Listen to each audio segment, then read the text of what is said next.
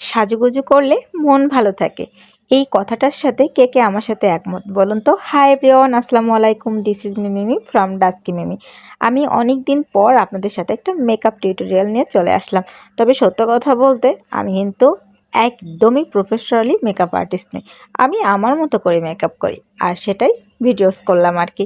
ফার্স্টে মেকআপ করার জন্য যেটা করতে হয় সেটা হচ্ছে ময়শ্চারাইজার অ্যাপ্লাই করতে হয়, দেন প্রাইমার। ময়শ্চারাইজার অ্যান্ড প্রাইমার কিন্তু মেকআপের ভিত যা বললে হয়। কেননা মেকআপে যদি ময়শ্চারাইজার অ্যাপ্লাই না করা হয়, প্রাইমার ইউজ করা না হয়, তাহলে কিন্তু মেকআপ ফেটে যায়, ভালোভাবে বসে না আর কি। যাই হোক, এখন আমি প্রাইমার দিয়ে নিলাম। সত্য কথা বলতে মনে হয় 1 বছর পর আমি মেকআপ করতেছি। একদমই কিন্তু মেকআপ আমি করি না, আর মেকআপ করতে কিন্তু আমার ওইভাবেও ভালো লাগে না। তারপরও কেন জানি না আজ মনে হলো একটু মেকআপ করি, তাই সকাল সকাল সাজুগুজু করতে চলে আসলাম। আর আমি এই ফাউন্ডেশনটা ইউজ করতেছি, এটা হচ্ছে ফুল কভারেজ। যাই হোক, আমি ড্যাপ ড্যাপ ড্যাপ ড্যাপ করে ফাউন্ডেশনটা অ্যাপ্লাই করতেছিলাম। ঘষে ঘষে ফাউন্ডেশন অ্যাপ্লাই করা উচিত না, কেননা কোথাও কম বা বেশি হয়ে যায়। এজন্য আমি ড্যাপ ড্যাপ করে ব্রাশের সাহায্যে ইউজ করতেছিলাম। আচ্ছা, কে কে মেকআপ করতে পছন্দ করো একটু জানাও তো। এই যে আমার ফাউন্ডেশনটা অ্যাপ্লাই করা হয়ে গিয়েছে, আমি একটু ঢং করে নিচ্ছিলাম সাথে। অ্যান্ড এখন আমি একটা কম্প্যাক্ট পাউডার ইউজ করতেছিলাম। আর যাদের অতিরিক্ত পরিমাণে সোয়েটিং হয় তারা কিন্তু টিস্যু দিয়ে ড্যাব ড্যাব ড্যাব ড্যাব করে সোয়েটটা মুছে নিলে হয়ে যাবে। যাই হোক, এখন আমি কম্প্যাক্ট পাউডারটা ইউজ করতেছি। কেমন লাগছে আমি জানি না, আর কেমন লাগবে সেটাও জানি না। এখন তো পুরাই ভূতের মতো লাগতেছে, মুখটা সাদা, হাত পা কালো। যাই হোক, অনেকেই আমার মতো আছেন যাদের স্কিন ডাস্কি, তারা মেকআপ করতে ভয় পান। এখন আমি কন্টুরিং দিয়ে আমার আইব্রোসটা ড্র করে নিচ্ছিলাম।